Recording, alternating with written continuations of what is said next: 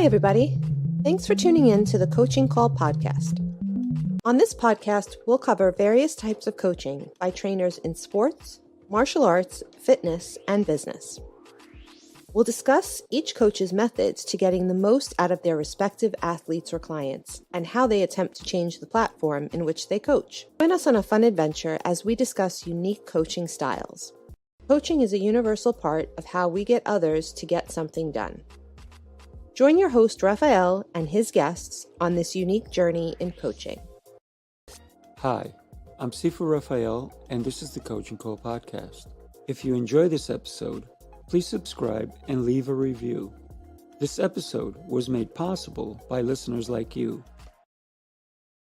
Michael, thank you so much for joining me on the Coaching Call, but it's not a regular day for me, right? It is Independence Day here in the U.S. So how are you, my friend? I'm amazing. I feel truly free. How about you? Yeah, I agree. You are amazing. I don't know about that. I feel it. I don't know if I am it. Well, that's it. You know, the whole thing for me is it doesn't matter what anybody else thinks as long as we think highly of ourselves, right? Heck yeah. So, Michael, I've seen you a lot on Facebook because we both belong to Connected Leaders Academy. But I got the chance to sit with you for a short time in Maryland, and I got to hear your speech on stage, and you kind of touched something that's very deep for all of us, right? It's what we're thinking, what we're going through at a time that we may not even know that other people may be thinking the same thing or going through the same thing. Yet you were able to share that with us. I said, I think one of the things that I love about a speaker when they get on the stage and they kind of talking, it seems even though there might be 10,000 people in the audience, they're talking just to you. That's the kind of speaker you appreciate you. Oh, thank you. Appreciate that, brother. That means a lot coming from you. I respect it. Yeah. But, before we get into all this good stuff of what you're doing and, one of the most amazing coaches in the world that you are, I want to get to know you as a person. So for me, it always starts from childhood. And I think that a lot of our decisions later on in life, whether we want to admit them or not, stem from those times, right? What happened to us when we were young. So tell me, where did you grow up and who were your biggest influencers before the age of 10? So I grew up, moved around New York, Long Island, then Queens. Really? Then I even, and I lived in PA for a little while as well. Even before 10, the biggest influences in my life was my family. I always tell people, like, I don't have the story of I had to have it hard. I don't have that story. Right? A lot of people do, and I respect that story. But I wasn't. I was like the dumb one that chose to have it hard.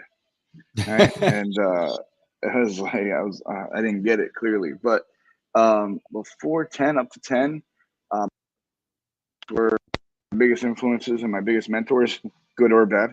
I was the after school special, bro. I was Leave It to Beavers. Like we had a blended family. My dad came in with 2 sons. My mom came in with 2 daughters and a son. They came together and had me, the best one. All right, because I was the mix of both. Just saying, I don't know if they would agree. I'm just saying my opinion. It was like the Modern Family. We had the biggest dinners. We had a big table. People would come from our neighborhood, family members. I would say, like, when I was growing up, my brother or sisters, significant other would bring their family, neighbors, best friends, cousin would come with them, right? Like, that's how many people would come to our house. There was people I never met before or knew of that came to our house for holidays. That was the house. That was kind of life I had until like 10 years old, and that all changed then. But till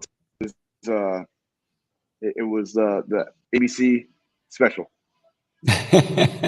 You said you grew up in Queens and Long Island. What part of Queens was it?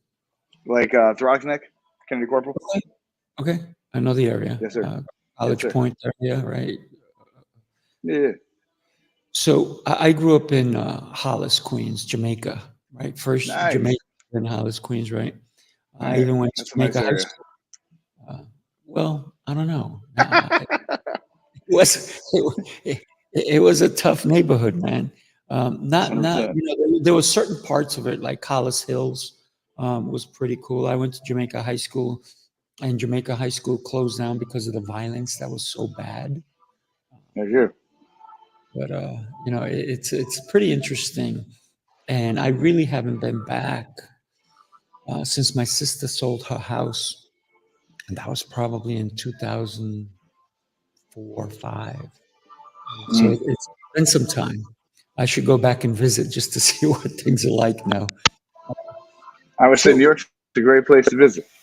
it absolutely is, and that's why I can't wait to get out of it. But I Facts. want to visit it, Like, right? So if I leave, right. I appreciate it.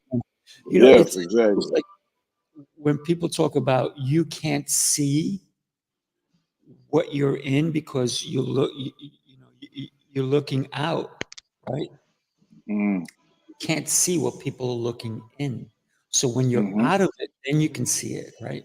And I think that's why you say it's a nice place to visit because you're not here now.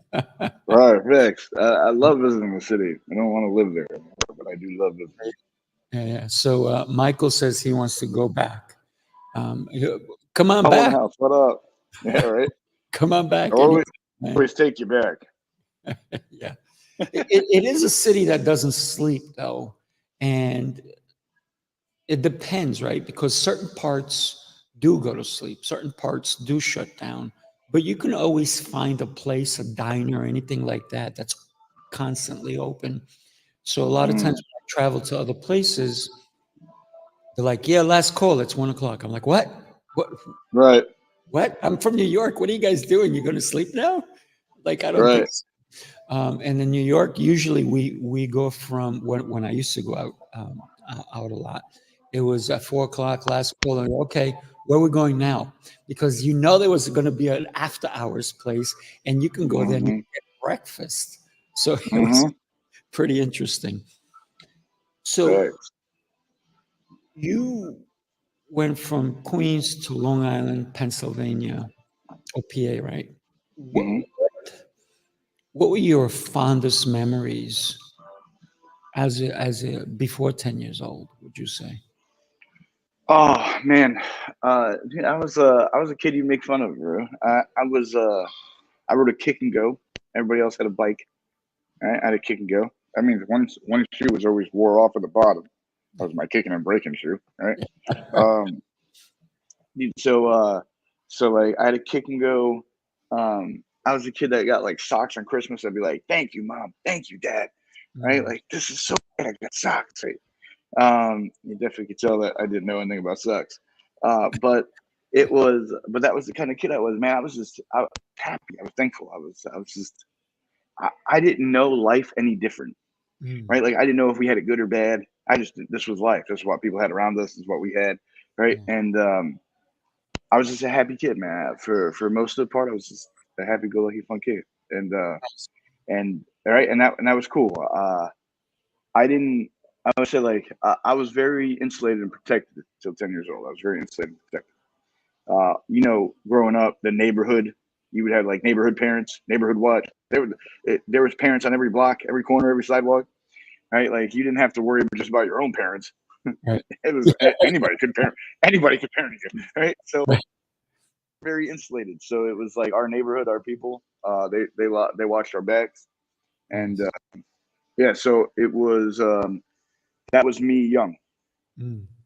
So you had community parents, right? Yeah, hell yeah. Anybody could whoop your butt. You're doing the wrong thing. You didn't have to wait to get home. That's You pretty just did cool. it again when you get home. Double, double. So Yeah, you, yeah. you talked about you had the hole in your shoe. I don't know, but when I had holes in my shoes, you know what I used to do? I was like, oh What? man, I'm not getting another pair. So what I would do is I would put cardboard on the shoe Nice. Oh, that's nice. No, and I was sometimes blessed. tape, But you know. So that's awesome. No, I was blessed. My parents would just give me a shoe, man. I will never complain. Man, I was very lucky. I was blessed. Had amazing people around me. Did amazing things for me. Yeah, you're very lucky. So for us kids, I mean, there were days that we just hung out all night. I mean, like 9, 10 years old. And our parents, well, I was number 10 of 12. So our parents didn't even notice we weren't there sometimes. I remember one day I stayed out for like 3 days. As a kid, we created a clubhouse in the back of this building, and all of us kids were like hanging out for 3 days. And I That's guess awesome. parents knew we were there or something, but it was pretty interesting. And so you you had it unlike most kids who complained. You appreciated everything that you had. You appreciated your neighborhood. You appreciated your friends, your parents. You were grateful for the socks, right, and all the little things. But so many kids nowadays, right? I mean, you can't give them even a toy because they're like, "This is what you got me? What are you kidding?" And Right. I'm like, "Man, you don't appreciate it, you know?" And No. so when you can appreciate the little things, I think that says a lot for a person. And I think what's happening nowadays is we're hurting our children by over giving them stuff, right? What are your thoughts? Yeah, I mean, I did that for my daughter. I overgave, but um, I think Love I think it. also um, I think yes and no. I think that's part of it. I also think like understanding, like being grateful. You can be grateful with everything, and you can be grateful with very little to nothing, Mhm. right? I think that's more of a mindset. I think we're not instilling mindsets now. Like we're not. I think we're missing some of the teaching of like control. Like we get to control this, Mm. right? And in this instant world, we still get to control this. Um, and I think uh, what it's like my daughter. My daughter will have manners no matter what, right? Beautiful. I love And it. she says it's because my dad was a manner freak growing up, right? And when grandma was growing up, I was like, we're gonna say thank you, like we're always gonna be thankful that someone did something for us, right? Mhm. Because they didn't have to, no matter what it was, big or small. And I think when we we pay attention to what people point out and focus on. I think if we could do a better job as a community is focusing on the things that matter, that make us the person we are rather than the things we have. I think we got too caught up in the things we had. Mm. So if we weren't getting the coolest thing, that wasn't worth anything because it's not the coolest thing, right? Rather than being like, bro, this is dope. Like this is our age. Like we grew up, Atari was like when I was young. Atari was like the thing. If you had the Atari, you made it, right? Like Right. and now if someone tried to play the Atari, they'd be like, what is this? This is the worst thing ever created. Mhm. And I was talking to my daughter about this a couple days ago. Like we evolved, our life evolved as video games evolved, Mhm. right? And Oh, it was yeah. like now, yeah, now it looks like real life. People think it's real. Um, so it's like when you see that transformation, you can be grateful for it. I think sometimes we miss history, Mm. and then so we miss the thankful part and the grateful part and the progress part. So I think we got to do more of the interior work, less of the exterior work. Without a doubt. One of the things, and wow, the fact that you gave that to your daughter, manners, that is so, it's sometimes I don't see it. I see kids talking back to their parents. I see kids Oh, being rude to other kids or even other adults. And being that I teach kids, I'm like, what did you just say to your mom? And they're like, and then so right. sometimes, just even yesterday, I said to a kid, put that back. And they're like, "Phew," they did it right away. And the mom's like, you say it and they do it right away. I have to say it 10 times. I'm like, well, maybe it's time that you teach them how to do it the first time. Because a lot of times parents, and you said it, you gave everything to your daughter, and I tried doing the same thing for my kids, but I also let them know that they earned the right to have this thing, right? Mm, hmm It's just giving it to them, because and I know that you believe in manners and doing the right thing and using your mind. But if we don't give that to our children, that's a skill that is being lost today, right? How to use your mind properly. When my kids come to my house, my kids are 20 and 23. They come to my house. They don't just go open my refrigerator, which I say, go get something.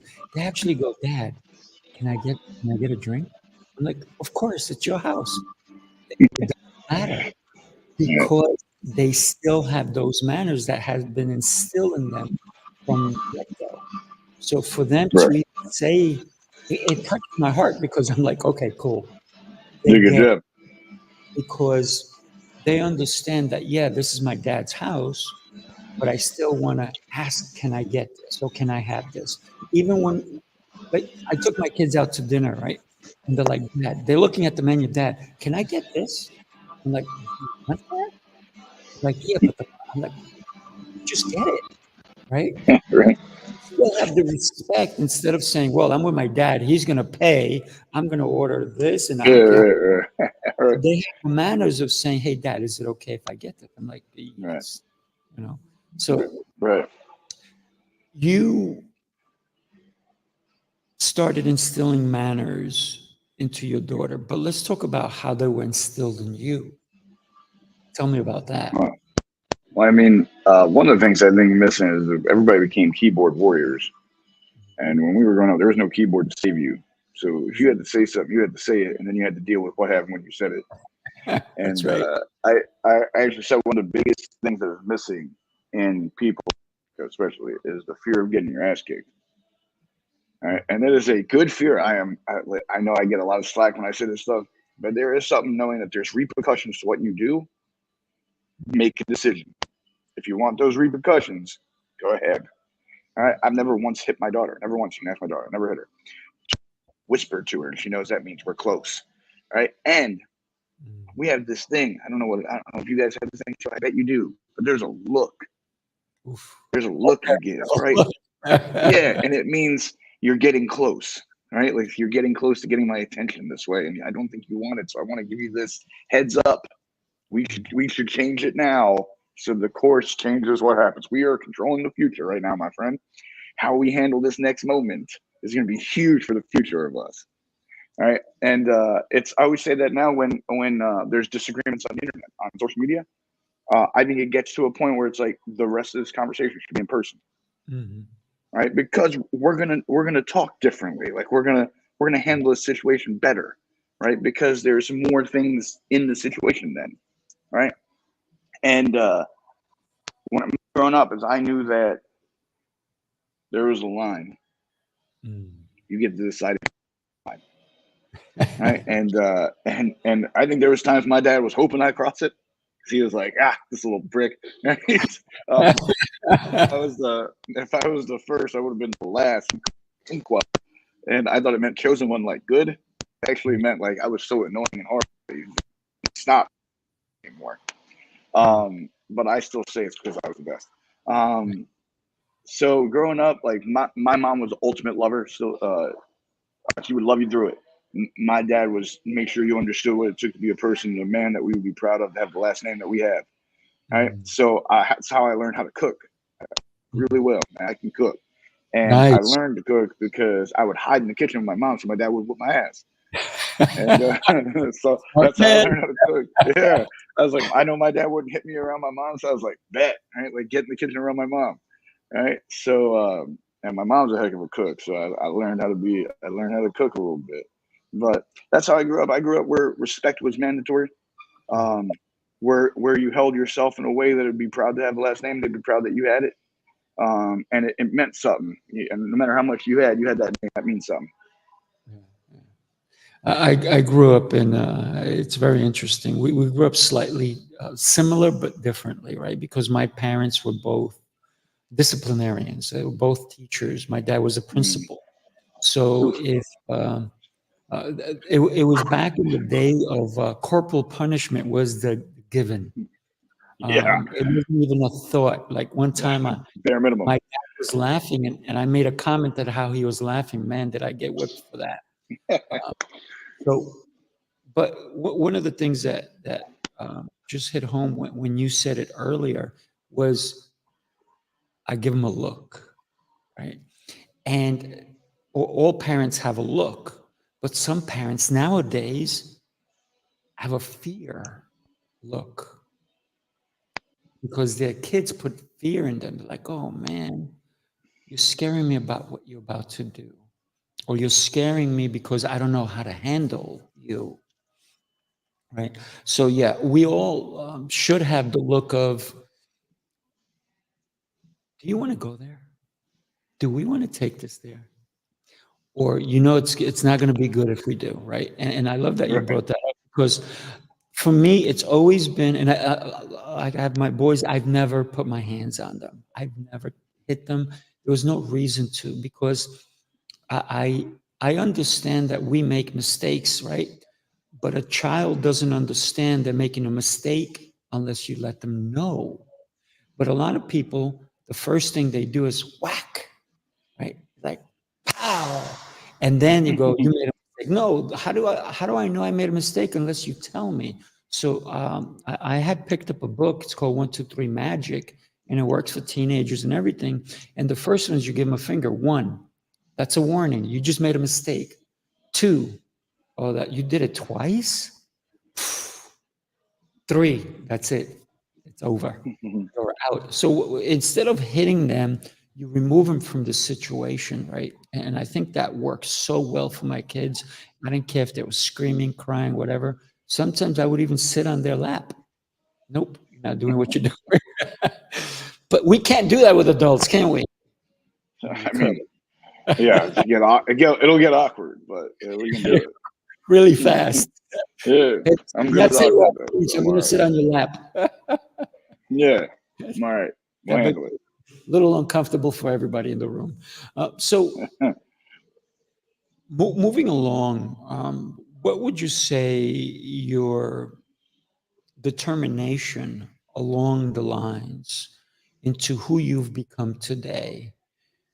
Because I want to get into how you evolved into the kind of person that you are today, what your thoughts, your ideas, your concepts, because you did not at 3 years old say, this is what I'm going to do for my life, right? This is not what you did. But how did that evolve, if you don't mind? Phew, yeah. My life changed dramatically a couple different times that kind of like pushed me, right, Mm, and formed me in different ways.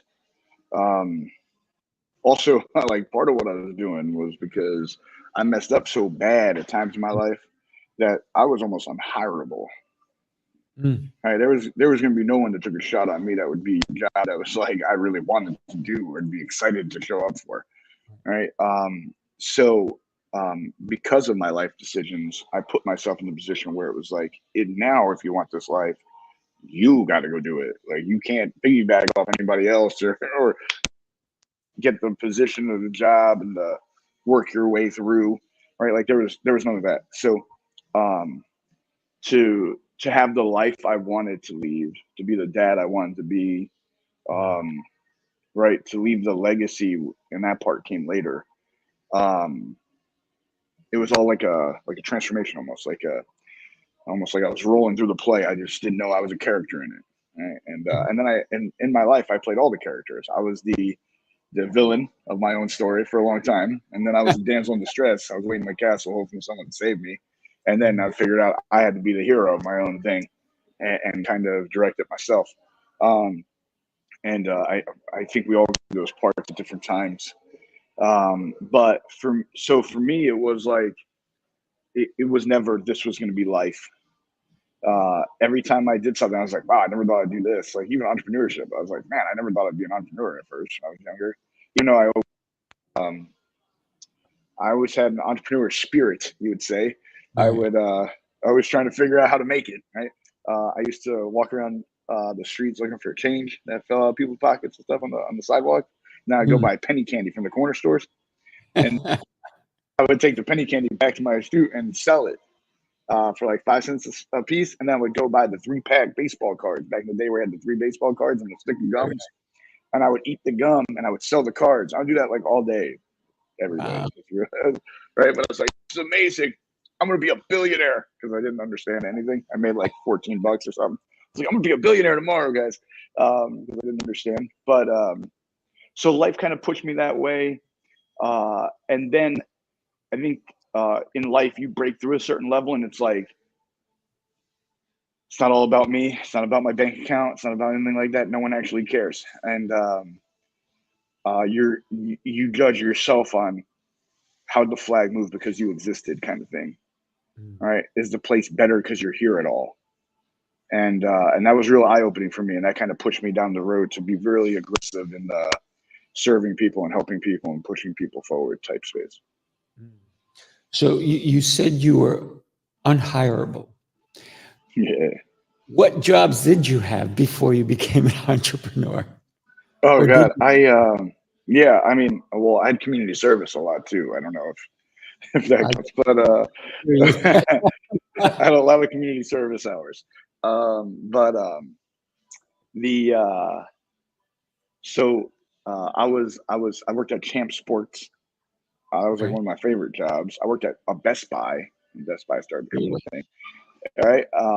Or at least the thing I knew of. I was hired as a busboy, but really ended up running like the whole back end and front end of the restaurant, and they paid me as busboy price. It was awesome. I was like, I am being abused. It was fantastic. Confused and abused. We like it. Right, yeah. Like, dude, you're gonna clean dishes. I was like, all right, I can do that. And then they're like, oh yeah, and you're gonna run this food out, and you're gonna clean the tables off. Oh, and you're gonna start make the food, and then you're gonna go take the order for us. And I was like, oh, all right, so I'm doing everything. Got it. Yeah. The At that point, it was $5 an hour. I was like, this is great. Yeah.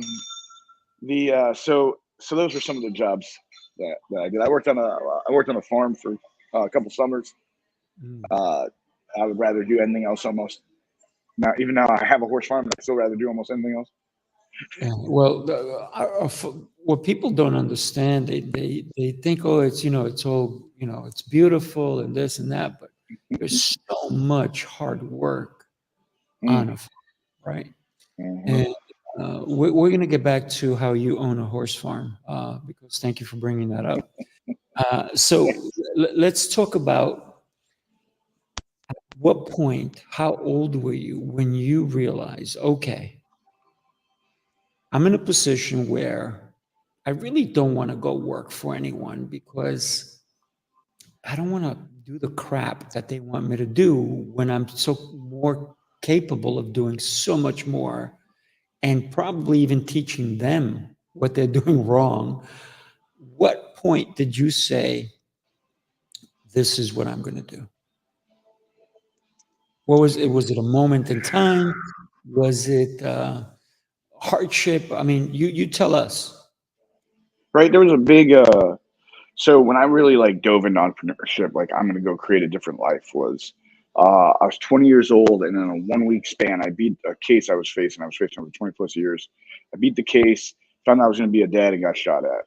But in a 1 week Mm, span, that was like, man, I feel like I'm like in a really bad spot, and now I'm gonna be a dad. Right. And I didn't want to be dead or in jail for my kid. So I know, high standards. mm, The So I was like, I'm gonna do what anyone else would do in my position.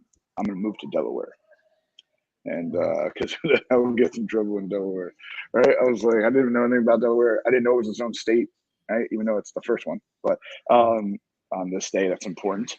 Uh, Right. it was of all the days of the year, this is one that's important. This is the one that happened where we were the first to sign the paper, but it was kind of like, you got to do this, and you got to do it now, or it's never going to happen, right? You're not going to have the opportunity. You'll be in jail or dead, and your kid won't know anything better, and you won't be able to create any life or be any person for them or for the people you care about. So that was kind of like the big push. That was like, you don't have many more warnings, brother. Mm. So I don't want to overlook what you just said. You were shot at and you avoided 24 years in jail. 20 plus, yeah. or 20 plus. Tell us a little bit about those two incidents, if you don't mind. So hilarious. I beat this case. My pops got me off this case. My pops was dead by this time, but I was in Really? court for like 2.5 years over this. And he went through all the testimonies, because that's really like what they had was like 3 people saying Michael was doing this. And he went through all their testimonies and found all the differences, like the lies. All right. And I guess he went through all these without me really even knowing, because me and my dad had a rocky relationship when I was a teenager. So we weren't exactly close. I didn't even know he did it. I didn't know until when my lawyer told me the case was the big thing that swung it. And I was like, oh my God, like my dad was already gone. I couldn't even say thank you. And it was crazy. It was like, whoa. But also let me know my dad really did care. Like it was me, it wasn't him, kind of thing, which I was like, damn. So the whole blame game kind of got ruined at that point. It was something I had to own. So that was big to me. That's the reason why we beat it. The only evidence they had ended up being false. So the judge actually dropped the case in the middle of the court hearing. It was like their lawyer said there's not enough evidence to continue. They didn't do their burden to meet their burden of proof, and the judge agreed. Wow. So that was a big. Right. And the crazy part was this happens, and like I'm like, oh my God, right? And my boys are like, oh my God, like, and everybody's like, we won, like we won something, but we won. And my mom was actually on the floor crying, and I was like, Ma, good, you didn't get it, we won, right? And my mom looks up at me, I'll never forget this, and she said, to win. And it was like, oh my God, right? Like it's my mom thought this might be the thing that would straighten me out. And then by the way we won it, she was scared that it wouldn't do it. Right. All right. So she was like, we won to win. Well, how big is the loss going to have to be? Right. And it was like, whoa, when I got older, it was like thinking about that moment. I was like, wow, like the power behind that moment. And then I was at a place called the Diamond Club. It was a club in PA, and they had an underground casino in it. And I loved it. All right, I'm a gambling man. Every day, I'll bet on other things every day. I don't care. Just don't bet more than you can afford to lose. That's okay. That's correct. Bet on. Right? Yep, I agree. Bet responsible. But we were there with a couple buddies, and there was a situation where someone that I was very cool with, that rode with me a lot, got in a gunfight with some other people at the club a little bit before that. And they were going to get their get back. So happened to be with me, and the guy's cousin was there, was one of the guys with me. So they came to get us, and by the grace of God, or whatever everybody believes, and I'm not here to tell you what to believe in, that they didn't get me. They had the perfect opportunity. They just missed. Wow.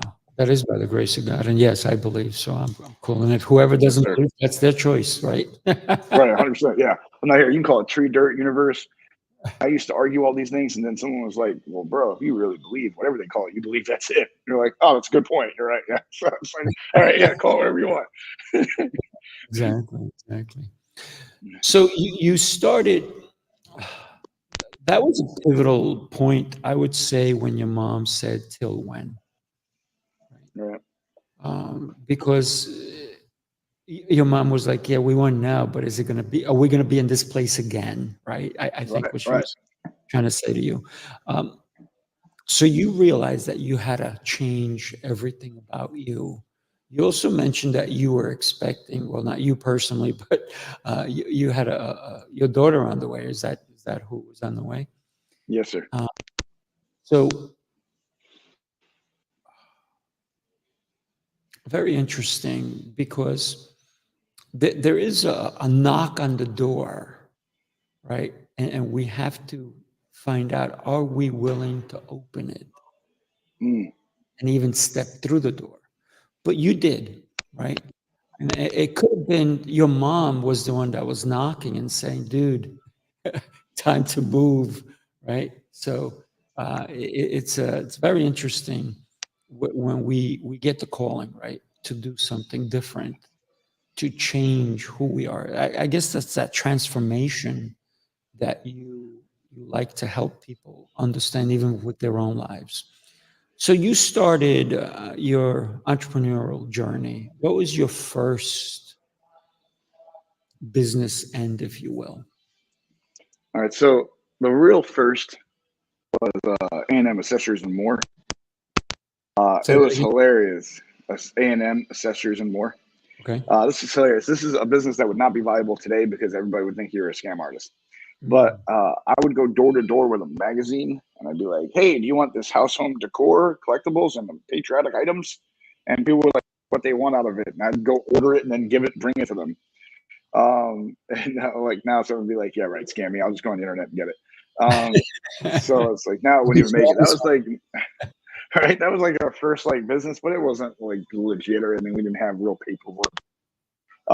So my first legit dive into entrepreneurship and like the true grind of it and like trying then to figure out business because I didn't understand business at that time was Jam and Joe's. It was a beach bar and grill in Rehoboth Beach, Delaware. Mm. So you bought That's right, that? like 20, 21. Yep, yeah. Well, we rented the building and then owned the restaurant. Um, that's right, 21 years old, opening a bar and restaurant. Shoo! Great combo. Well, you get discount drinks. Right? Most people don't even know from like 21 to 30, I didn't even drink. Really? Isn't that crazy? I was a hotel partier before that, stopped everything, Mm. right? So I always say, like, people say, people things, you got to change those if you want to change.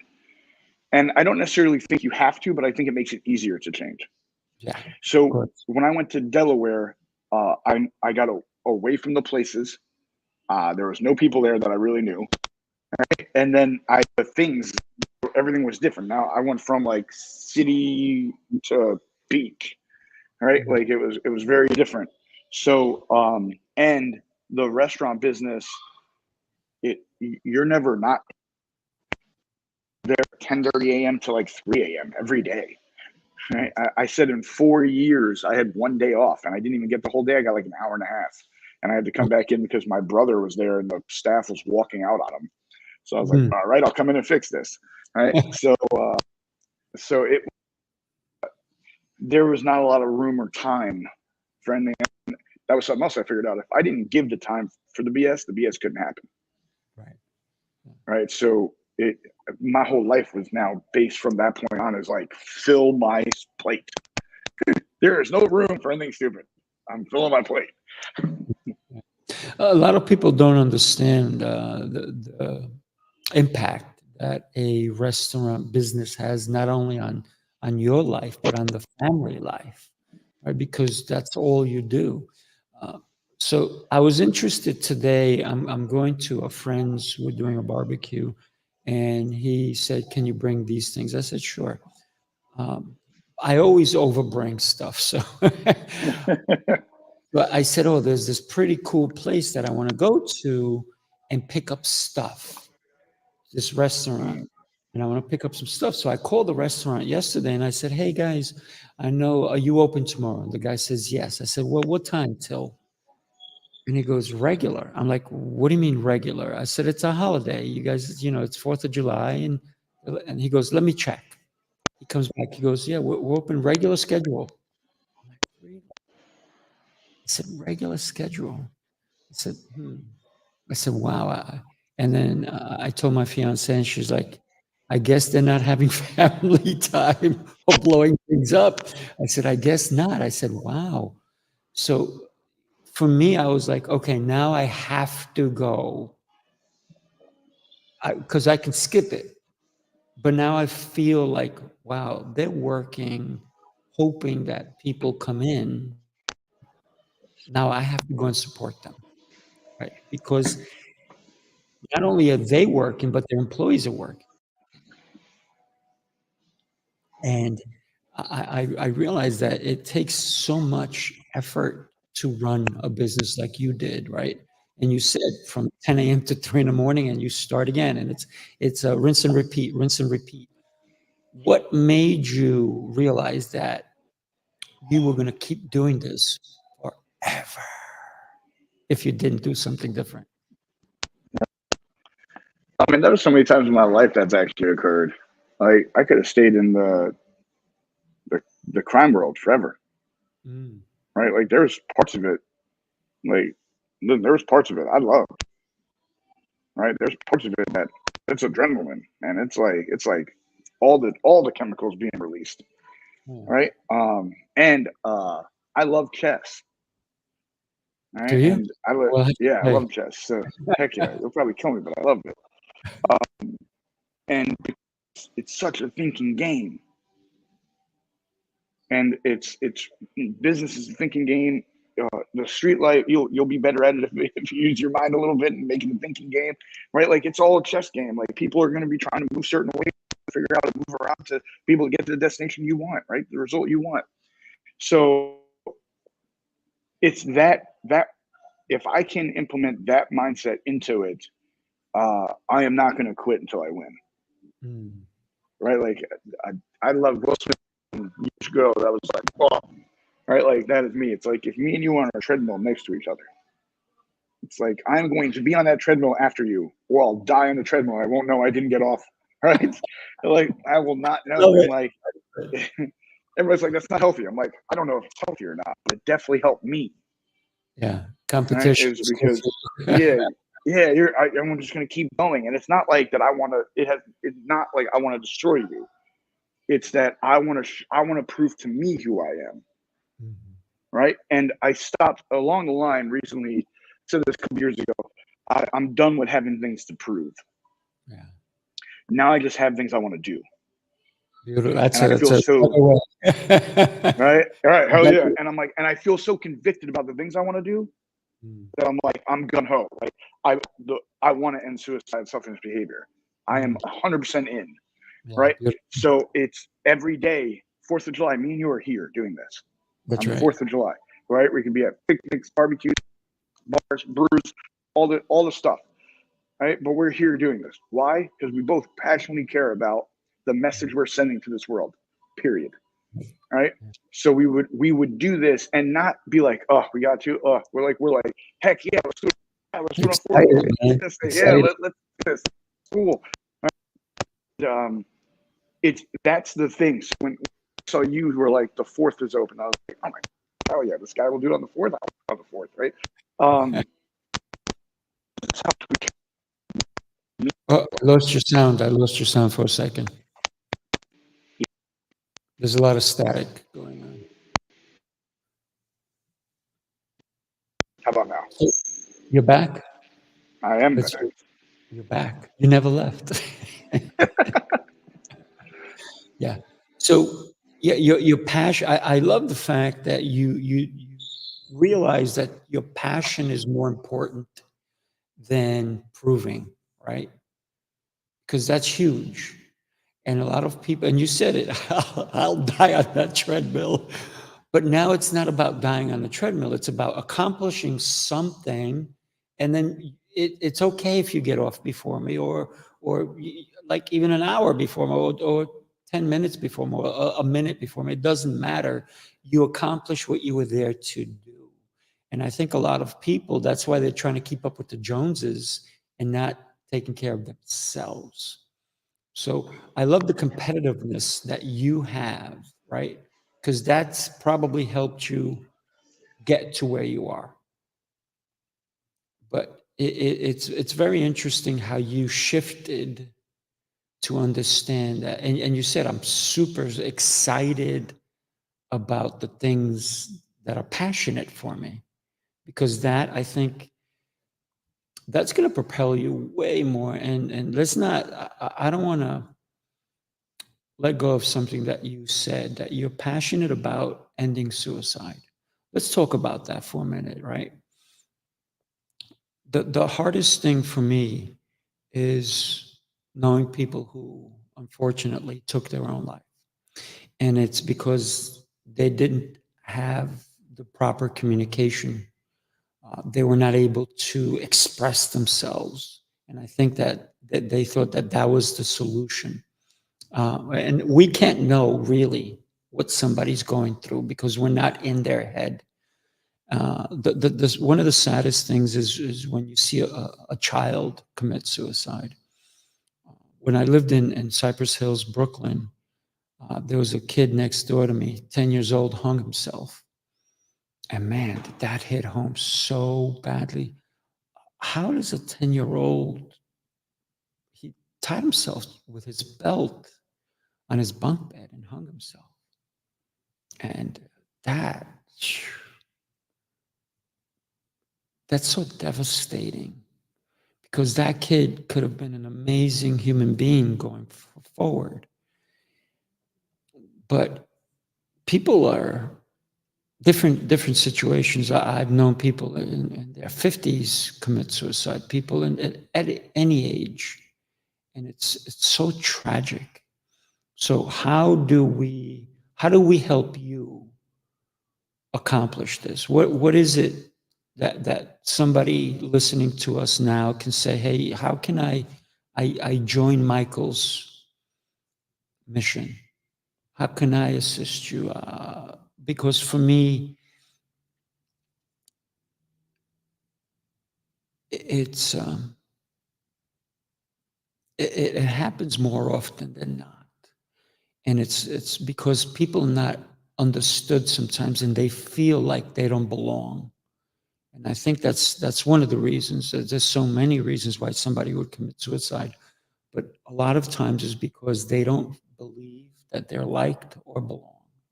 So how can we help? Um, well, first, I believe everyone's here for something, right? Um, so live your life and impact the people you're meant to impact. It's the number one thing I think everyone needs to do. I'm not meant to impact everybody. Everybody's not going to resonate with me or my story, right? So I'm past ego part of where like it has to be about me, like having 16-hour events and 15 hours of me. I'm past that. Thank God for everybody. Everybody's happy about this, right? But I think so. One is like know that you're here for something, and go do that thing and impact the people you're meant to, because that's going to help us and do what we really want to do at the end of the day anyway, right? So go do that thing, do it loudly, do it proudly, all right, and do it often. Second is understanding a couple things.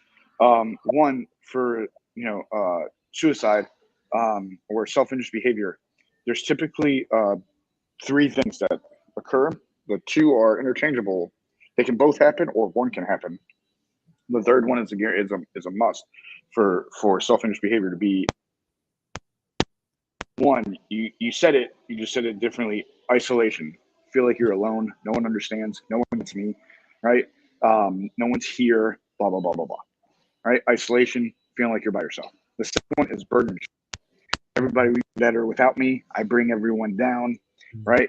It's now all of this weight is on me, and I would be everyone's better if I get away from them. Right. The burden ship. Right. I brought my family down. My family's worse with me, et cetera, et cetera, et cetera. All right. Those are the things. You're going to have one. You might have both, but there's normally one involved with. Third one is the ability to harm yourself beyond repair. That goes against every way we're wired. Like we're literally wired to save ourselves. So much so that we might hurt ourselves by saving ourselves so much. Right. Like that's how wired we are. Right. Past that wiring is extreme.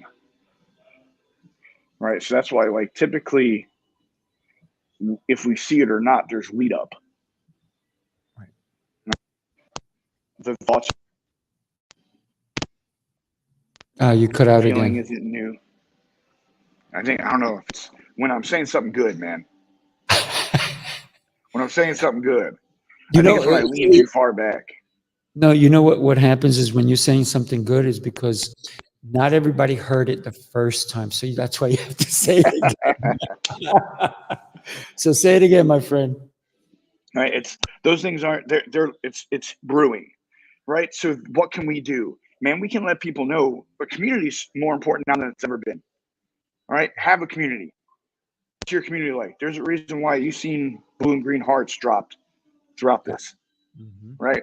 We're a firm believer in community. We're part of a tribe, man. And for community, there's strength and also gratefulness to be able to be there for someone, right? Like like I feel good when someone says, "Let me be there for them." Yeah. Right? It is not a burden. Good. Like, thank you for trusting me to be in this moment with you. Yeah. Right? That's huge. So one, let people know they're not alone. Right? Build community. Send the message. Right? Send the text. Make the post. Let people know that there's people there around them. I think that's one of the big things that we don't do enough. Is just letting people know there's avenues, right? And yes, there's other avenues you can go through strangers, but there's also avenues you can go through people you know that are here, right? The other thing is letting people know they're not a burden.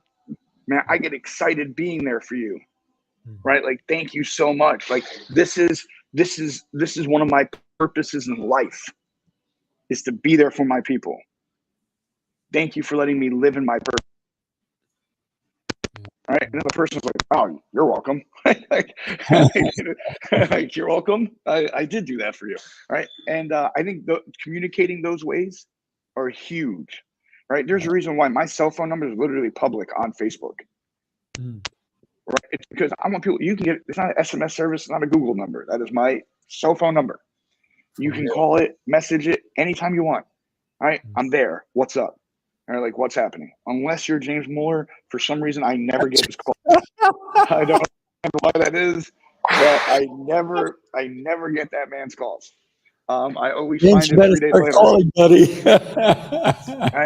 I'm like, damn, I feel bad, man. I'm sorry. Right? Yeah, I apologize to him before this.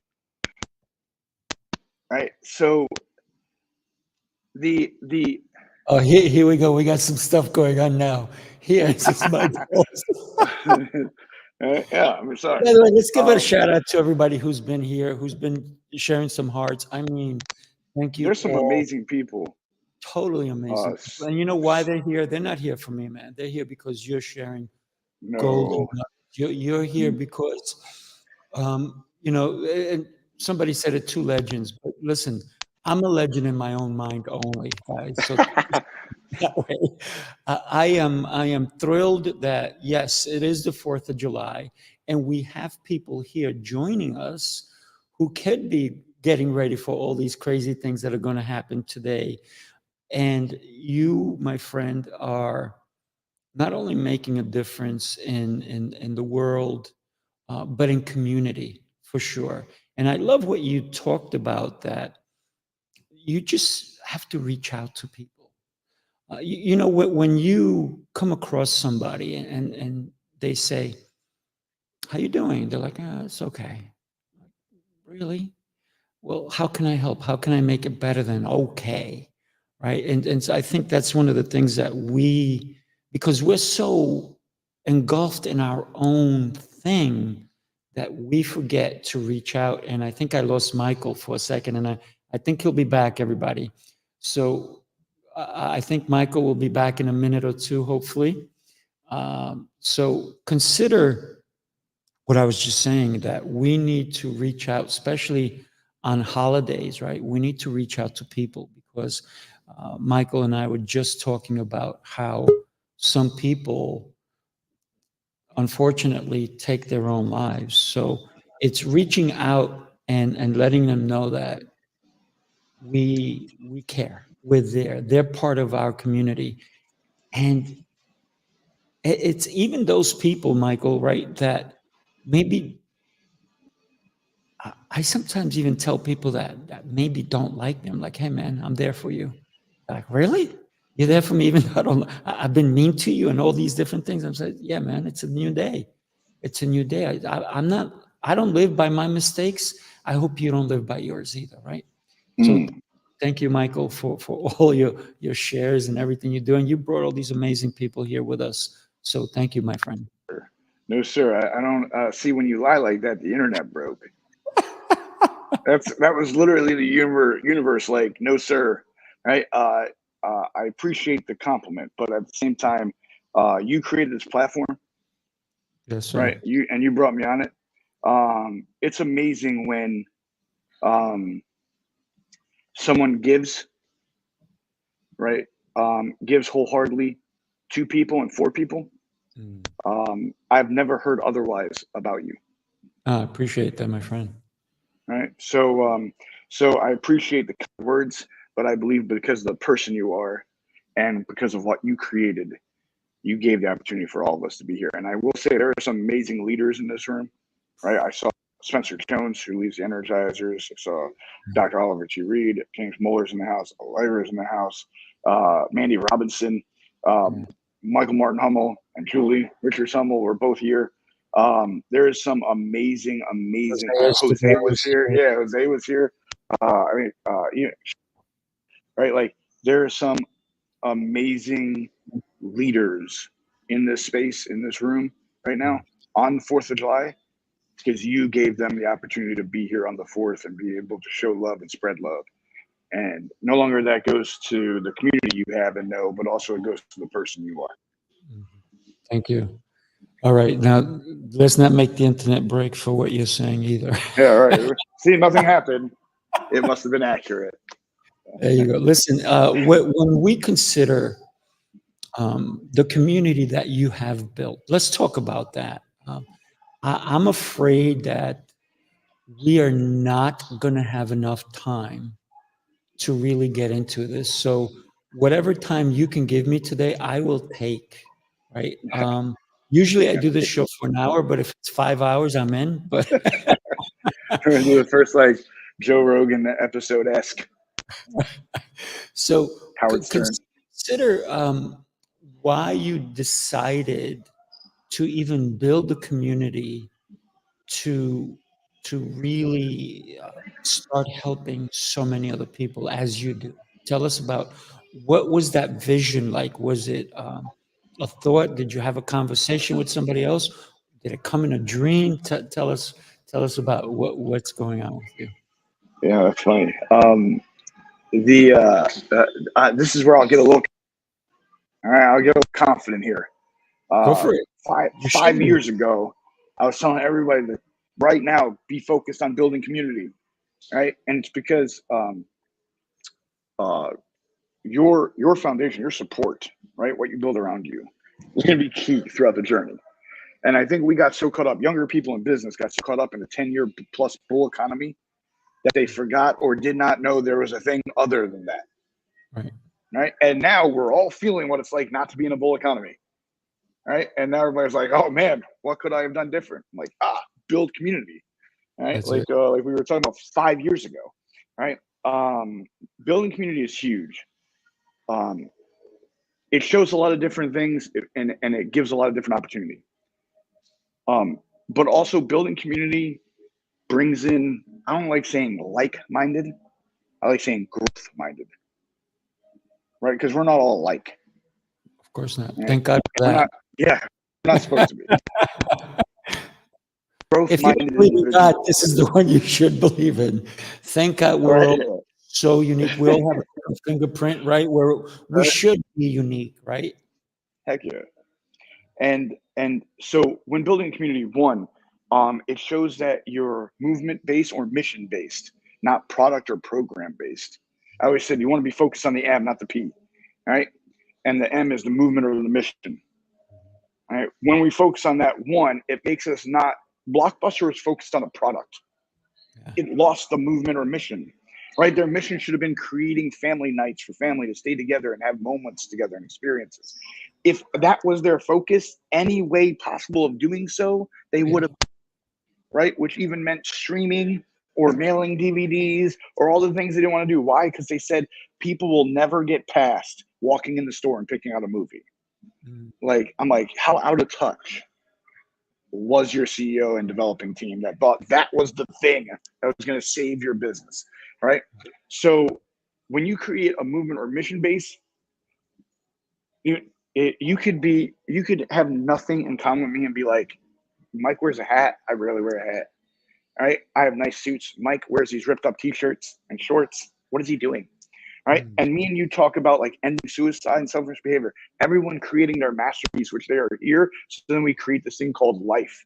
right? And have it as beautiful as it possibly can be for the next to take on, right? Because that's our part here while we're here. And you could be like, I don't care if this dude wears a backwards hat, ripped up shirts and shorts. I am behind that mission That's right. 100%. So now, even though we can look completely different, talk different, act different, we are cool as could be because we know we're both going to something that we're down for. Right. And that creates a deeper sense of connection. And that's the key. Connection is the cornerstone to human existence. Right. We want to connect to something bigger than ourselves and be part of something bigger than ourselves. And when you create community, you give people the opportunity to connect to something bigger than themselves and be part of something bigger than themselves. I had this, I remember a story where this was like later in life, this became a realization to what we were doing. And I was like, this is how real this is.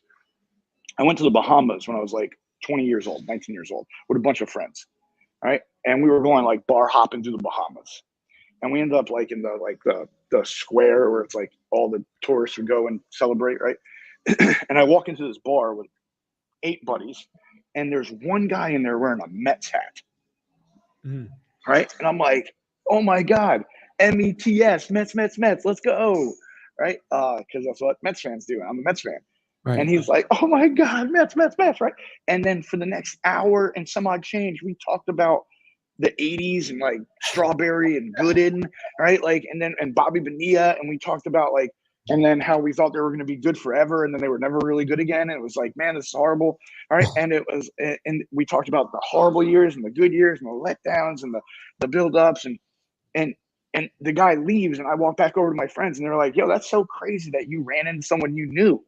And I was like, I didn't know that. and they're like, what? And I was like, oh, that guy could have dead bodies in his closet for all I know. I just knew he was a Mets fan. Right. Yes, but that's how bad we want to connect.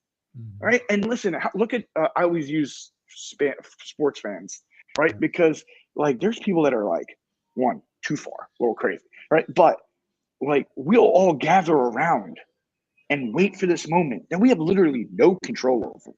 Yeah. And the other side of this moment doesn't even know we exist. But we're fully in. We're fully invested. We're all in, right? We'll put money, we'll give time, we'll give money, we'll give effort, we'll pray about it, we'll hope about it, right? We'll be like, come on. We'll donate so much to a game. But it's not because of the game. It's because we're connected to the team. We're connected to the community. We're connected to the point, and the mission is to go win that and show we're there. Right. So when thinking about that, and then someone did a study and said connection was the way to beat addiction. Right. Without a doubt. We would beat addiction through connection. But I that's what I say that's only a smidge of what we're seeing. Connection is everything. So when you can create something people will connect to, they want to be part of it. They want to show up. They want to go to the events. Like they want to be in the room. That they want to be in the mastermind. There are people in our mastermind that spend good money, right? That don't show up for group calls. Don't show up for one-on-one calls. Barely ever come to events. I ask, why are you doing this? Because I don't want to just take your money. And they go, I just want to be part of this. I feel good being part of it. And that's the only reason I want to do it. And I'm like, that's crazy. But that's because they connect to it, feel part of something, doing something bigger and better, and than just themselves. And that's awesome. You know, it's very interesting when we talk about connecting. And earlier you talked about that the life that you enjoyed, but it was not good for you. It's the criminal one where, listen, many people don't know about me, but I was the second in command in a gang when I was a kid, right? So yeah, I know, right? One day I turned around, what am I doing here? I was out, I got out. But I am Colombian, so we do those Colombian neckties type of thing. But this is why so many people join gangs, because gangs are the most structured communities. They have leadership, they have inclusion, right? Which is what you're talking about. But because they feel they don't belong anywhere else, but they accept them with open arms. And that's what gangs is so amazing at. That's why some gangs are run better than some companies, because they have structure. They know where the money is. They know where the things are happening. They know who their competition is, right? So they have the nitty-gritty on everything, and everybody's included in a lot of the decisions that go on with a gang. And so when I was part of it and I was second in command, we knew everything. And when it became way too real, where people were truly getting hurt, that's when I said, wait a minute, this is not for me. Thank God I was still like a teenager. And I was like, okay, how am I even second in command in this thing? I don't want to even be in it anymore. And so I found a way out. I got out of it, and they were all okay with me getting out of it. I don't know whatever happened to that gang. That was when I was living in Queens in Jackson Heights. But when we consider community, let's not wait for a gang to come and grab our kids to be part of the community, right? Let's not wait for addiction to come and be the community that people are going for. Let's be the positive that people not only strive for, but that they want.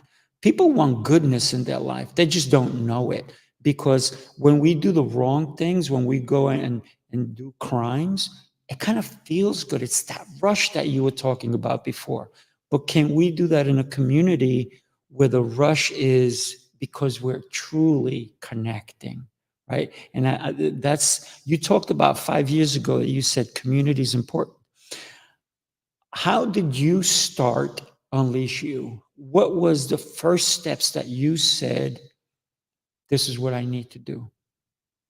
Take us through that journey, if you don't mind, Michael. I mean, where it originally started was one of my best friends took his own life, right? And then after I became like a suicidal, homicidal maniac, I got drugs, heavy booze, Delaware, hitchhiked a little bit across America, ended up in Mobile, Alabama. I'm sure there's some really good parts that just wasn't in them. And then I had like this like awakening kind of moment where it was like, where I spent my whole life until that point just making money, not really helping anyone. I remember a basketball coach once asked me because I existed, and the answer at that point was, I was like 30. It was no. And I was like, oh my God. Right. And I've lost a lot of people in my life. I've had a lot of people pass away that I know. I don't know a single one of their bank account when they passed away. Right. That's all I was, the bank account. Right. So I was like, oh, hell no. Right. Like, this isn't going to be the way life's going to be. So I went back home and actually kicked in the door. One of my best friends, named Alex McCoy. I kicked in his door, and he's like, what the hell? And I was like, bro, and like, are you high? I'm too. Like, and I was like, not important. This could be, but we're going to change the world. Right? And he was like, what? He's like, nah, man, we're not the people that change the world. I was like, no, we are exactly those who change the world. He's like, how are we going to do that? I was like, I don't know, one person at a time. That's all I knew at the time. And then it was just developing it and me from there. Right.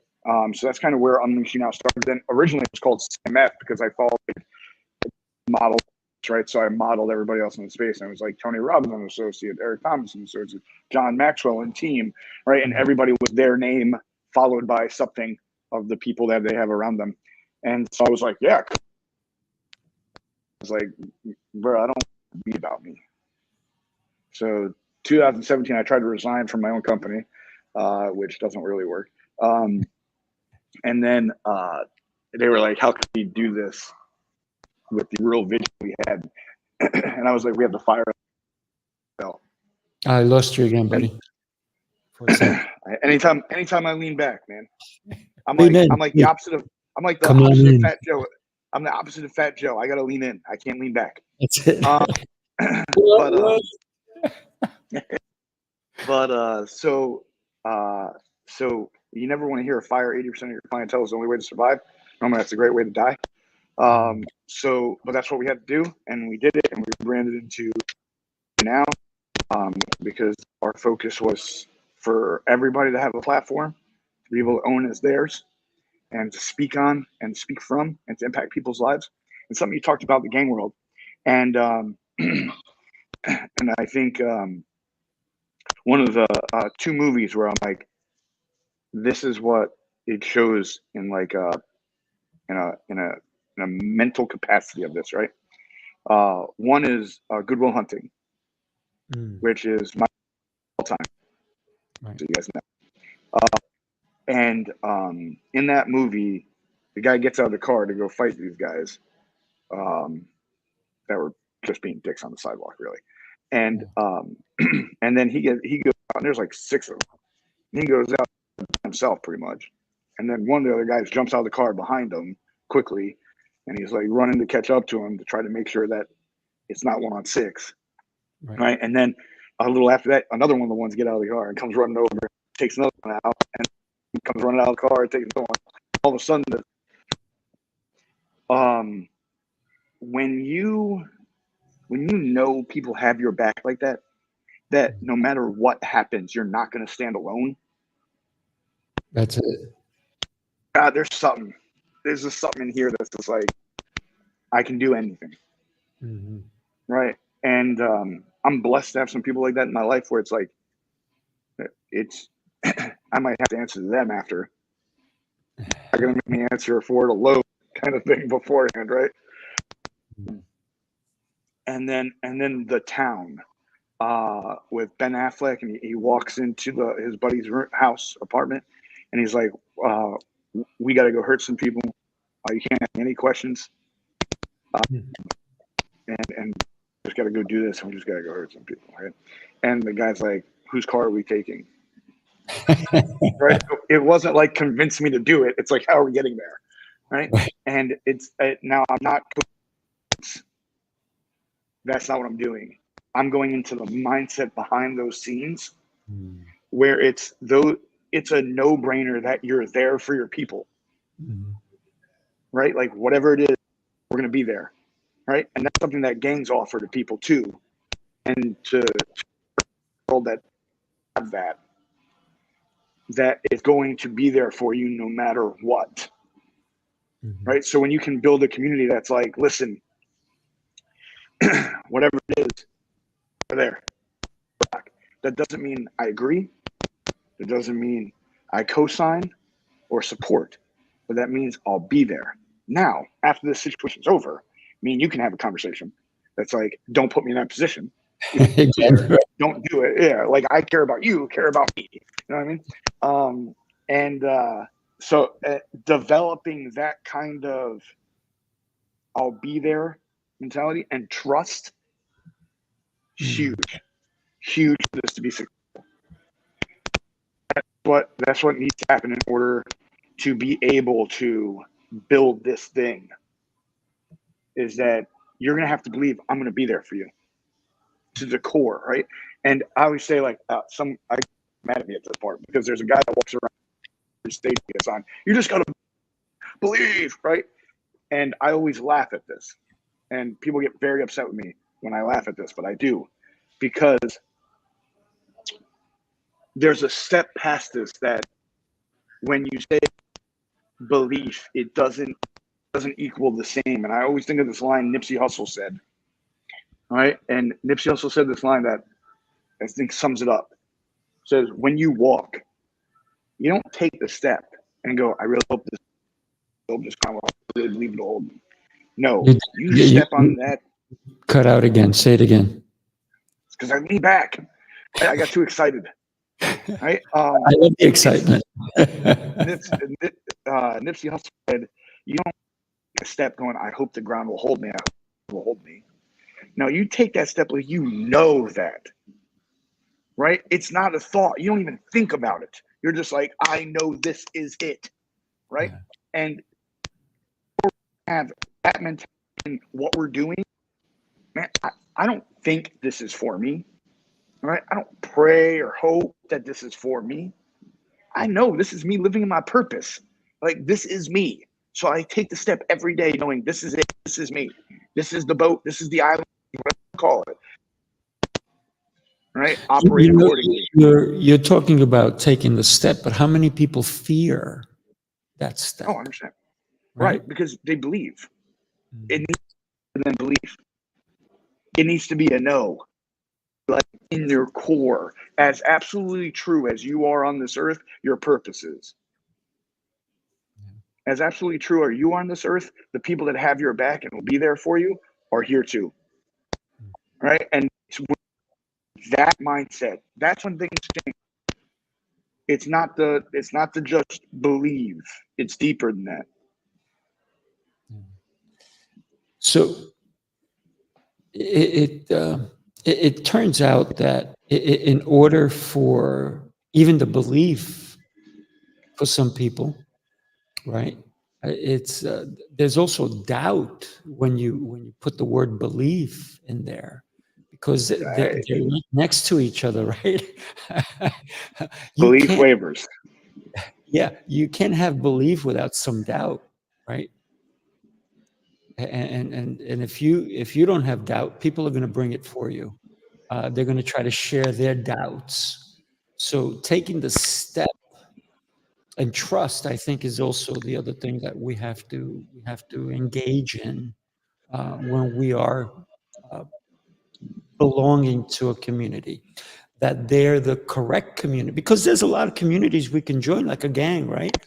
That will not, they'll support us in the beginning, but then drop us because maybe they didn't get, we didn't give them enough of what they wanted. And I've belonged to some communities like that who claimed something false in order just to attract, right? Think of it, a gang.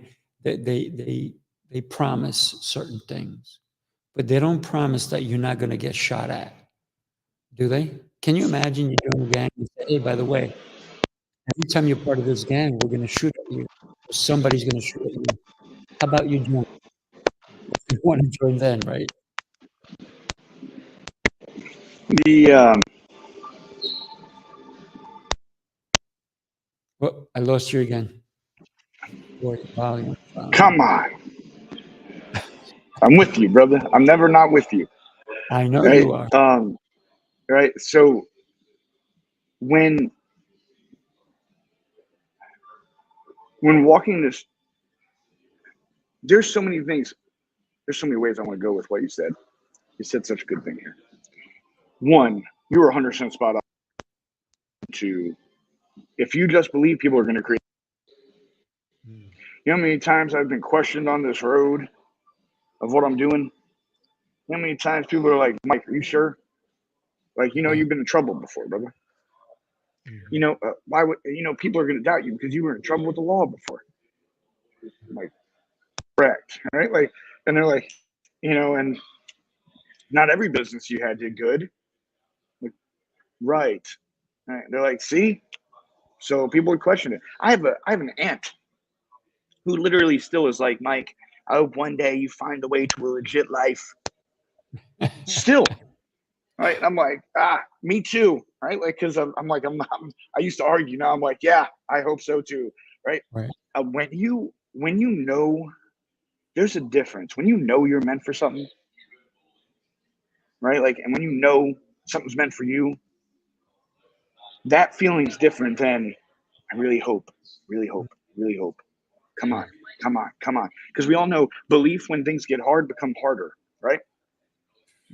We can't do that in entrepreneurship or in purpose or in movement because there is going to be hard days, right? Me not doubting what I'm here to do doesn't mean I don't get hit in the face by what I have to do, right? It just means I know that's part of the journey, Mhm. right? And that is part of the battle. That's why it's the arena, right? Um, so it's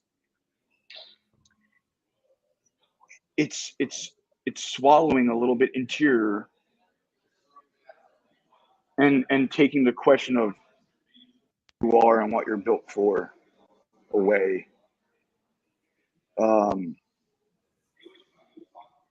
And just know this is you, and this is it. Then there's no doubt or question. No. And you talked. It's interesting when you talked about your aunt who is waiting for you to get a legitimate career. It's very interesting because not everybody is going to like what you like, right? For example, you have a beard. I couldn't grow one if my life. If you put a gun to my head and said, "Don't shave for the next 10 years," and guess what? I may get peach fuzz in 10 years, right? I cannot grow one. It's just not in my cards. That doesn't make me different because I can't grow one. It doesn't mean that I can't like what you like just because maybe we have different points of view, right? So you woke up your buddy, you knocked his door down, man. Come on. You knocked his door down and you said, we're going to change the world. That was 5 years ago, right? No, that was 13 years ago. 13 years ago. But when you actually started doing the community stuff more, when did you start Unleash You? UnleashU Now came in 2017. We rebranded CMF and made it UnleashU Now. It was released to public in 2018, and then we had our first event for it in 2019. Nice. So the transformation took like 2 years. So full rebrand. What was the reason for your rebranding?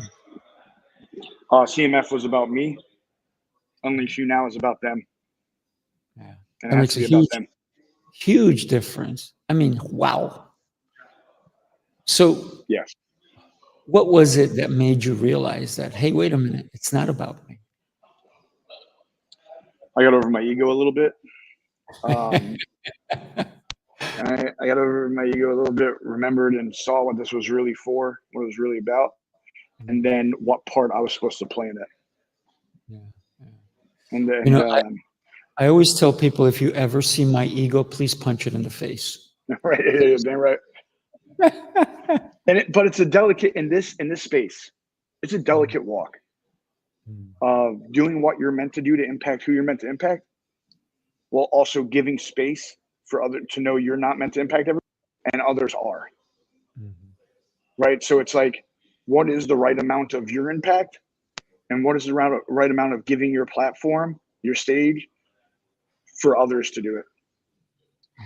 And that's extremely important. It's a great dance, right? It's like a great game of chess, right? And it's like just making the right moves, the right time to make this the masterpiece or your thriller, right? Where you have that impact on the people. I always say, like, I don't try to create events, right? We have a lot of events a year. I don't try to create events. We create experiences. I'm trying to create the Woodstock of personal growth, right? Where it becomes bigger than the name itself, right? Woodstock was a concert. No one says that. They say Woodstock, right?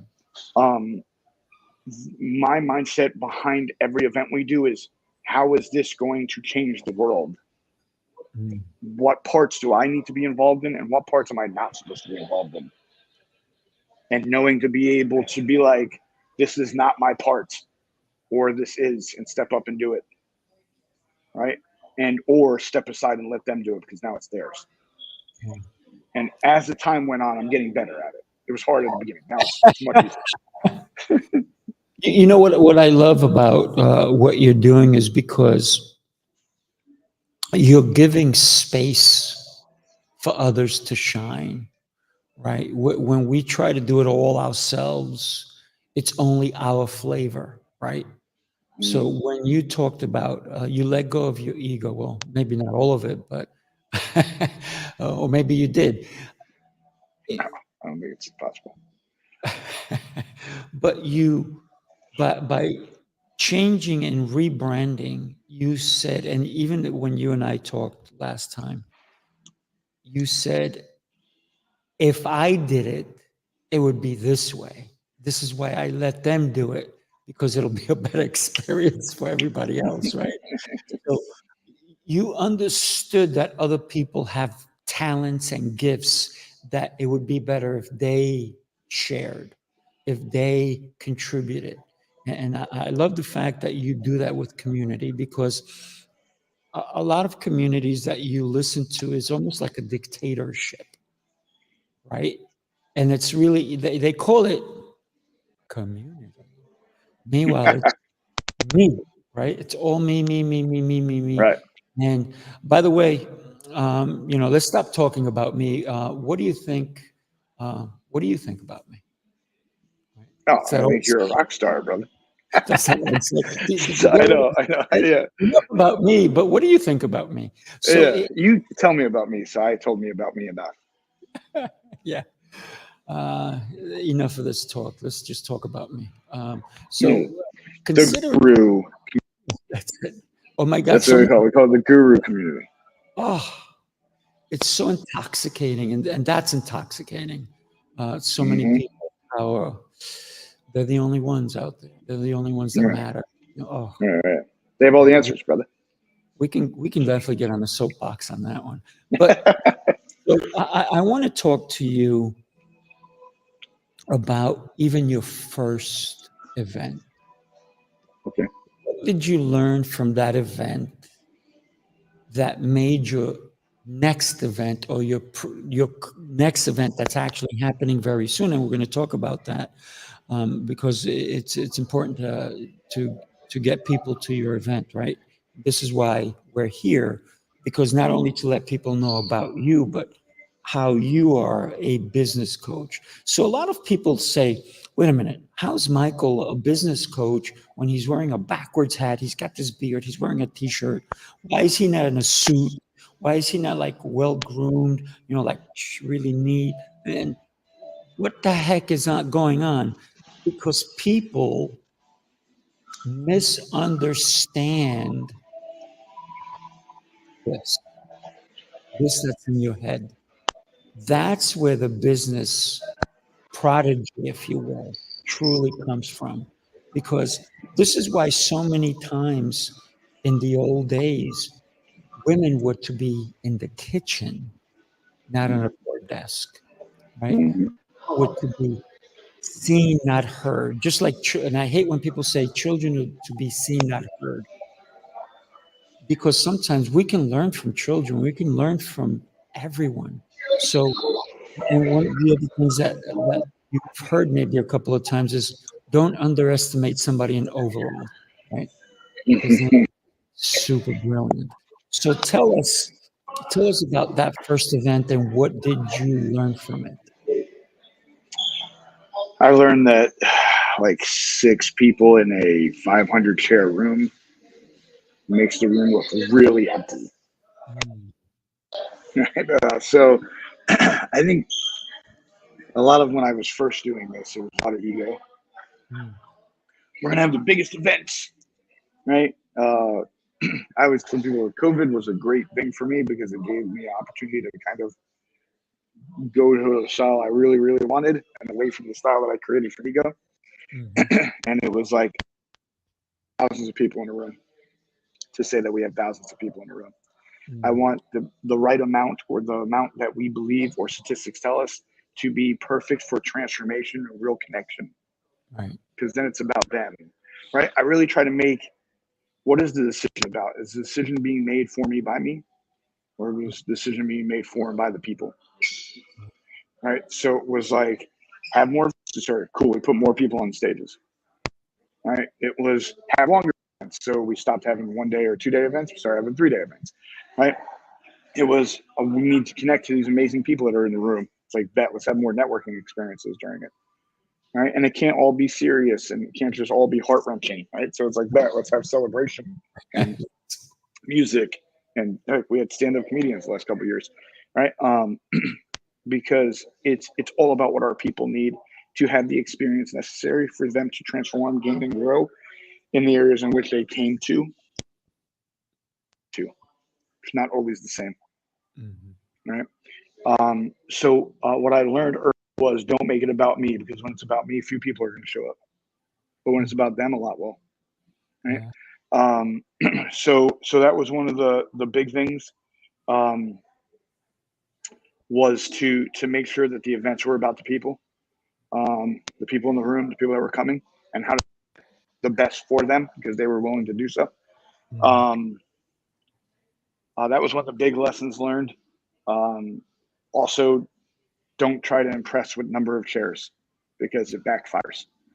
Right? Yeah. It just looks bad, and whatever the number is, that's the number of chairs. Yes. Yeah. Right? Yeah. It's something for people jumping in the event space. Whatever total number you're supposedly going to have for the event, you're probably going to have 10% less. Right? So have the right number of chairs because they'll be 10% empty. Right? And here's even better. The next day, take 10% of the chairs out of the room because another 10% is not going to show up. They're going to enjoy their night the night before too much. They're going to go explore the city. They're not going to care, whatever it is. And then the last day of a 3-day, take 20% more chairs out. People are leaving early. People 3 days in, they don't give a damn. Right? They stayed out too much that night or 2 nights back-to-back nights. Right? They're nursing headaches and hangovers. Right? They're packing up and leaving early because they didn't want to get a later flight and stay in the room.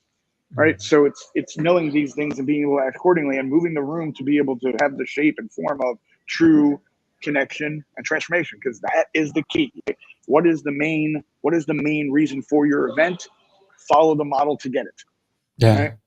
Right? So yeah, I learned events can be embarrassing if you try too hard with ego. Events can be embarrassing.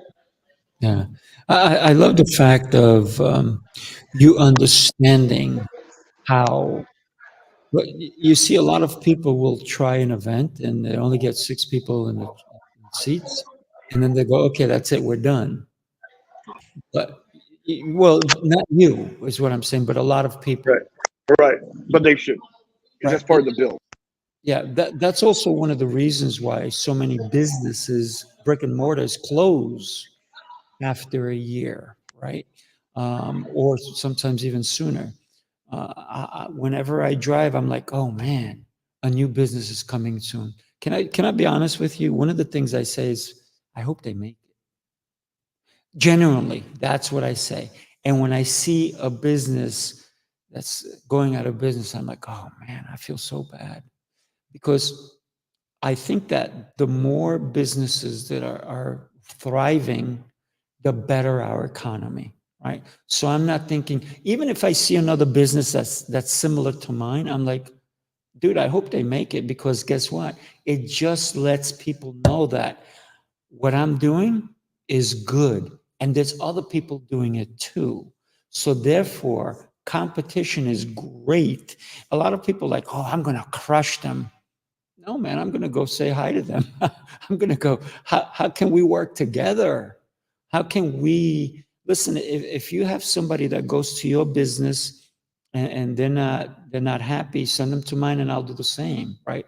Or a lot of times I will just, if somebody, I'm not their cup of tea, I'm like, listen, you wanted something different. There's this guy down the block. Check him out. He might be more of what you're looking for. I've had a lot of people recommend people to me, and I'm like, wow, I didn't even know that. How does that even, that person who recommended me, I've never even said a word to them. How are they recommending? So I pick up the phone. I'm not going to text them or email them. I pick up the phone and I go, hey, how are you? This is Rafael. I want to thank you for the recommendation, for the referral, for somebody actually walked in my door, my brick and mortar, and they're my client. What can I do for you? Right? We forget that the more that people thrive in our communities, the better it is for us. And that's how we truly build a community where we can say, yeah, I know that guy. I know that guy. I know that business owner, this, that, the other. And so for you, you're helping people as a business coach and you're guiding them in a different way. but you're also bringing people together. And I love what you talked about. It's not about having 1,000. And you told me, I'm not doing that again. I don't care to have 10,000 people in the room. I care to have people who can make a connection. Do you still believe that's important for you? Yeah, that's the number one thing is people having a connection at your event. If people connect at your event, they'll want to be part of more. They'll want to be, then they'll feel part of more things, which is huge. So that the number one thing is connection, build transformation, and get the pieces needed to be able to move your life in the direction which you want and which you were created for. That's what we call the movement maker life. We're creating movement in life and health, wealth, relationships, mindset, or purpose, right? In being who you're meant to be and doing what you're meant to do. When one of us wins, we all. When one of us wins, the community wins. And I love that you're calling me a business coach. I do not go by a business coach. I go by a strategist, a business strategist. Okay. Sorry. But that's okay. I make fun of business coaches all the time, so it was great that you. I like the strategist better. That's way. Yeah. Plus, I think business coaches are a crock of shit. There you go. But here's what I like about strategist, because it does take strategy. It takes deeper thinking. It takes the game of chess, bringing it to business. So I love that. That's way cooler. But not only cooler, but just the word itself. Because I'm going to share with you a place that I built here. If you see, that's where I have a communication school here. And for me, it's the words that are going to impact how we let people know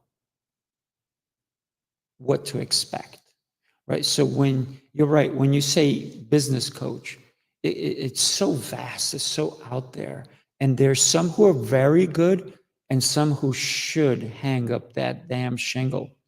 But when you talk about strategist, that's a big word, my friend. I love that word because when we think about language, that speaks volumes. Coach, not as much.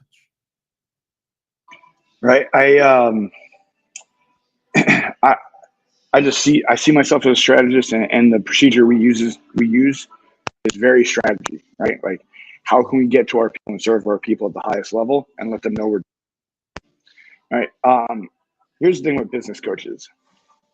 If you have a business, coaching people in business, you better be damn good at business. I don't understand how so many business coaches are broke or struggling for business. And then I go, why would anyone hire this business coach? Because they have a business. If they're coaching in business good, their business would be good. That's right. Dave Oppola. A lot of people don't know who Dave Oppola is. Dave Oppola is like one of the best shooters in basketball history. Right? Never talked about. This guy has been an instructor in the NBA, has instructed some of the best shooters ever. If you go to one of his trainings, this dude will make, while talking to you, 297 shots out of 300. Right? I'm like, all right, I believe this guy because he's showing me he can shoot while telling me he'll teach me how. Right? So I'm going to pay attention to everything he's doing because he is showing me he knows it. Right? And yeah, and most people don't know his name. He wasn't a big NBA player. He was a slow 6-foot white dude, right? That like he wasn't an athletic specimen, but this dude could shoot. He wasn't teaching me how to be an athletic specimen. He was teaching me how to shoot. Right? So I wanted that. When I was doing this, I did not know I was going to help people in business.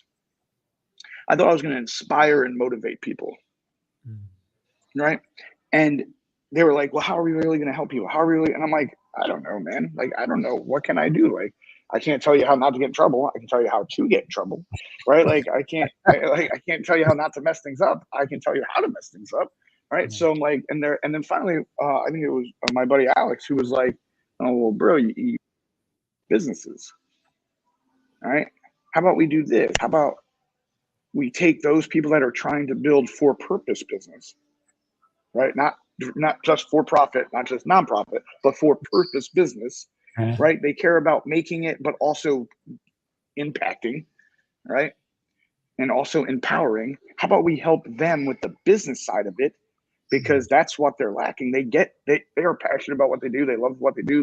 They're all in on the business side of it. You get the business side of it. Help them do that so they can empower and impact more people. And then you'll actually get what you really want, which is to end suicide and self-image behavior. Because if we can raise the vibration or frequency or feeling closer to love and creativity, then we are less likely by a long shot to do anything that harms us. And that's kind of how we landed on this. Like, all right, bet. Like, I'll work with people how I know how to build businesses. Nice. And that's how we got. So we can impact more people faster. Because I'm going to use my criminal ways. I helped you build that business well, and you impact all those people. I'm going to steal that number and say I helped impact all these people. Well, it's not really stealing because you actually did help, right? I just like saying I'm still a criminal. I think I went to the post office. I think I saw your poster there. In numerous post offices, you'll see people that look just like me, especially more South scale. Here's the beauty. None of them are you, right? And there's no one like you. And that's the beauty of you, because everything you've been talking about, and we talked about, your ego. We talked about how it was all about you. And you realized that in order to help you, you had to get out of your own way. You had to allow others to shine, right? To make it about them means that your ego has been put in check or thrown in the cell, if you will, right? Caged up, still trying to break out sometimes, I'm sure, right? But we have to consider what you have built and how many people follow you and how many people. I had somebody who said I barely, this is before I even sat with you and we shared a meal together, right? And somebody said, how does Michael Faber do what he does? I want to get into his head. I was like, really? Who is Michael Faber? I really didn't know you. Yeah, they wanted to get in there, right? But it's not about getting in your head. It's about getting to have you understand or have them understand how you sometimes think, right? Because you talked about strategy and you talked about chess. And I think here's the crazy thing. I know some extremely intelligent people who don't like the game of chess. I'm like, what is wrong with you? But that's my opinion, right? Because it's such an amazing and strategic type of game.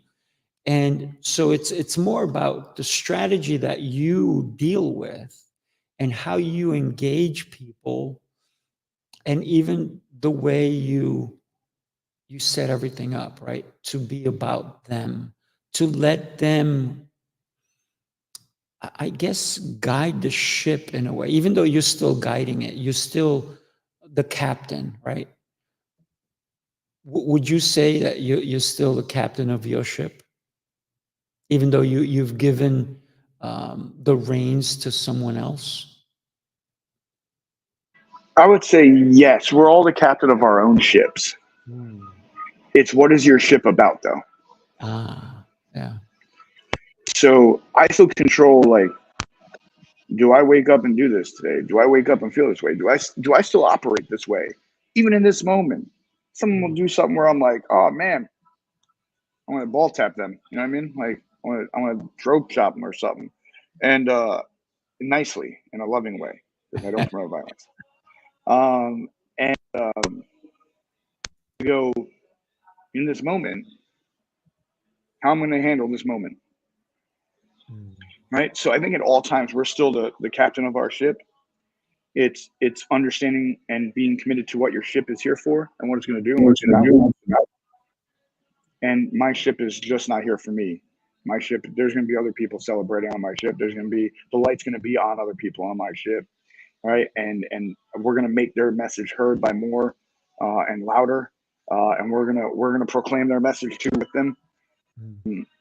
because that's what our ship's about, and that's what we decided it's going to be about.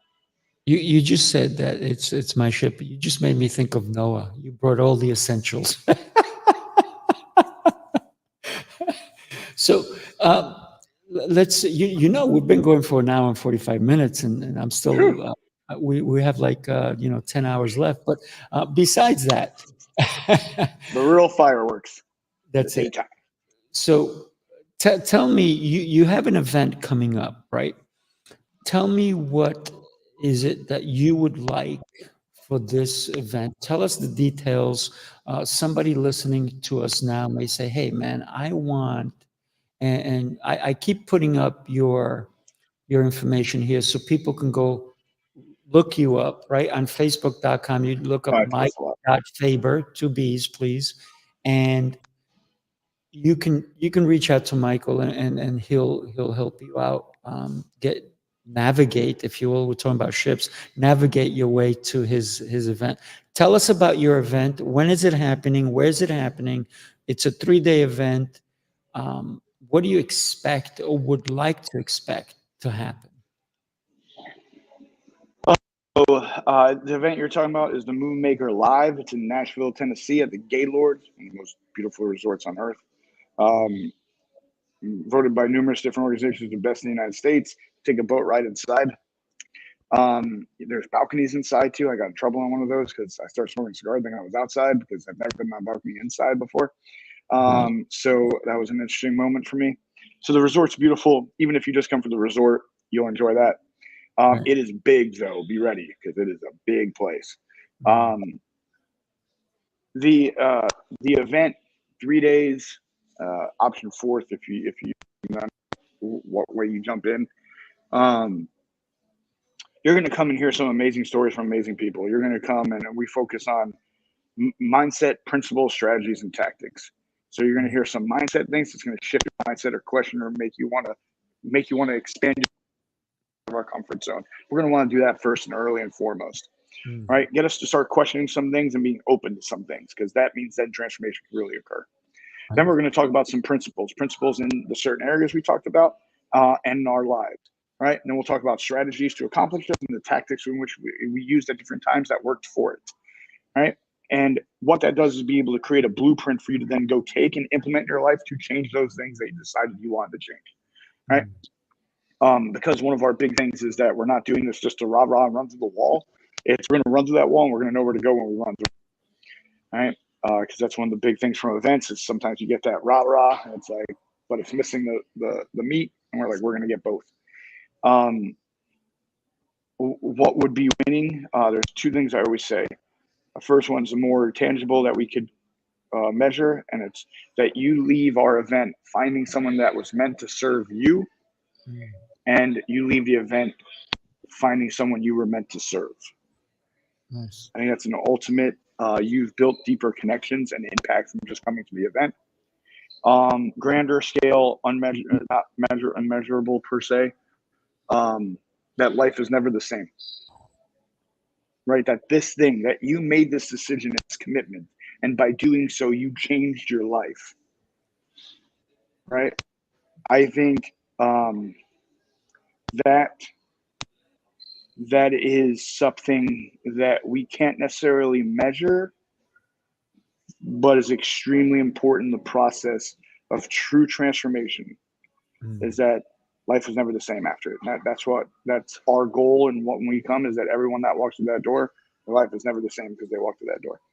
Yeah. So Julie says it's life changing, but also she's not a chess player. It's not too See, late. it works for everybody. But it's not too late. It's not too late, Julie. You can still learn. You can still learn. One of the things that I loved about the message that you just gave us all is that it's not about you. It's about how can you help someone. And then you never know, while you're there to understand that you listen. One of the things that I do every morning, and I pray, right? And it's very interesting because this morning I had a different prayer thought. As I prayed, I said, wait a minute. Sometimes I don't say amen because in my mind, I'm saying like, that's the end of my prayer. But what if I don't say amen? Does that mean I'm praying all the time? And I'm like, yes, I am. I'm praying all the time. So one of the things the first thing I do when I become from the sleeping state to the alert state is I thank God for the gifts he's given me. And then the next thing that I go is, and I turn around and I say, please allow me to share my gifts with others.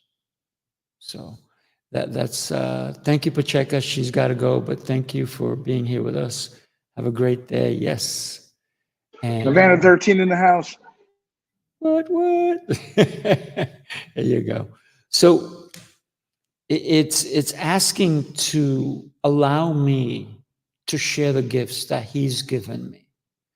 Because if it's a gift and I can't share it with someone else, then I'm not doing any justice to that gift, right? Tell us the date of your event. March 21st to the 23rd. Almost forgot. There you go. I won't let you. Thank you. Tell us again where it's at. It's at the Gaylord Inn. Middle Tennessee. And literally today, the last day, it's Independence Day sale. We have our early bird offer. Today's the last day. It's literally like 12 hours left of it if we go by Eastern time. That you can get it for the lowest price. And with we know how expensive people, and we also know the economy is the way it is. So what we do is we try to make it where it's not a million other things and you have to add in all these different costs. So like in our offer, no longer do you get a ticket, you actually get 2 tickets. So you can bring a partner or a friend, assuming the other bring. Your hotel room is included. Wow. The event, coffee, tea, water, snacks included. Some food is actually included, some meals. All the add-ons is included. So there's not like, now you can buy this if you want to do this. And can experience, you can buy this.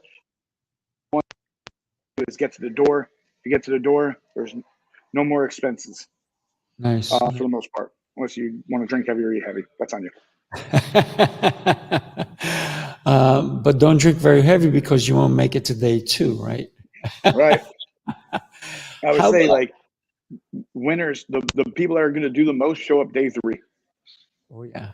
Day 1's easy. Everybody's excited. Day 2, a little less. Day 3, people are tired, beat, their feet hurt, their mind's exhausted, their heart's exhausted. Right. And it's like, but they still show up. Those are the ones where I'm like, they're going to do something crazy in this life. And I want to be in. Yeah. Those are the people who, you know, going to events, I've been to a couple of events where I see some high ticket people didn't even show up. I'm like, I hope they're okay. That's all I say. I hope they're okay.